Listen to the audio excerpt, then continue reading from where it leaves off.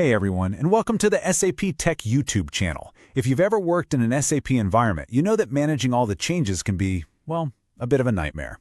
Today we're going to demystify the one tool that brings order to all that chaos, the Transport Management System, or TMS. We're going to cover how to get it set up, so let's get started. So let's start with the big question. Just picture it. You have dozens of people, maybe more, making thousands of changes across your systems. How do you possibly stop this from turning into total, absolute chaos? How do you guarantee that what worked in testing is exactly what goes live? That right there, that's the core puzzle that SAP's TMS is designed to solve. And the answer, the solution for that controlled change, is the SAP Transport Management System. You can think of it as the ultimate gatekeeper for your entire landscape. Its whole purpose is to make sure every single change is controlled, tracked, and predictable. So what is it exactly? Well, think of TMS as the air traffic controller for your SAP world. It's the central tool that manages and tracks every single change, making sure there's a smooth and reliable flow from your development system, through quality, and all the way to production. No more rogue changes. Okay, so to get this all set up, we first need to understand the main parts that make TMS tick. Let's take a look at the fundamental building blocks of your landscape. There are just a few key pieces to this puzzle. First up, you have what's called the transport domain. This is basically the entire neighborhood of your systems, your dev, QAS, and PRD boxes all grouped together. Think of it as a boundary line. Every system inside this domain has to follow the exact same set of rules. And every domain has a leader, the domain controller. This is literally the brain of the whole operation. It holds the master configuration, all the rules, all the routes, and it pushes that configuration out to every other system. You make a change on the controller, and it cascades everywhere else. It's the single source of truth. Now, at the physical heart of all of this is something surprisingly simple, a single shared folder on the network called /usr/sap/trans. This acts just like a central post office. When a developer sends a change, it gets packaged up and dropped off right here. Then, other systems can visit this exact same post office to pick up the package and import it.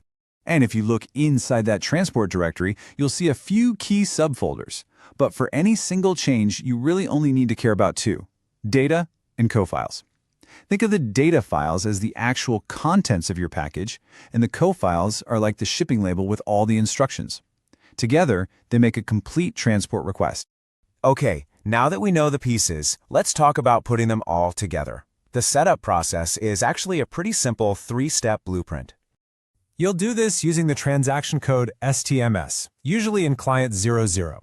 And the process is super logical. Step 1, you pick a system and you crown it the domain controller. Step 2, you tell your other systems to join that domain. And step 3, you approve them from the controller and push out the master configuration. Yep, it's that straightforward. So, which system should be your controller? Well, ideally, it's your production system. It's got the highest availability and security.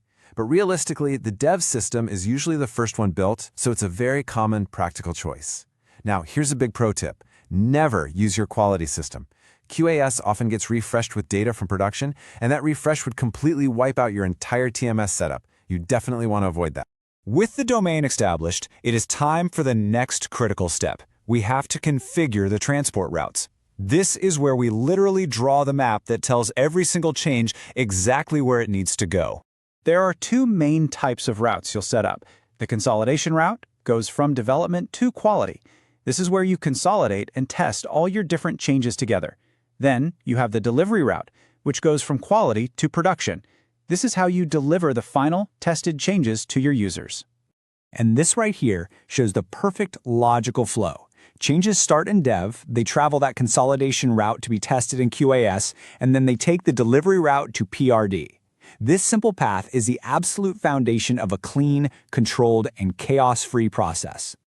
Okay, theory's great, but let's see how all these pieces come together in the real world. We're going to follow the journey of a single change from start to finish.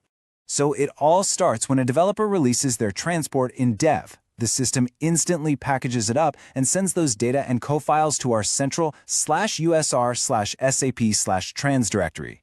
Because of our transport routes, it automatically shows up in the import list for the QAS system.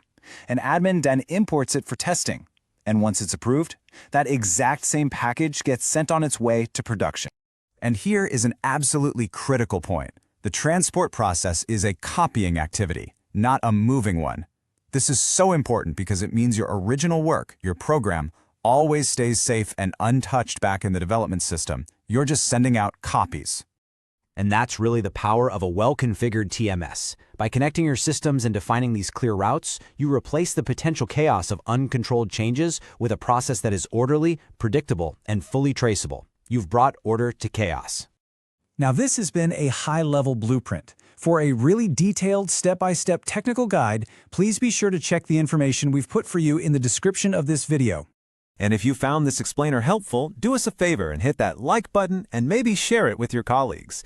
And to make sure you don't miss our next explainer, don't forget to subscribe to the SAP Tech YouTube channel.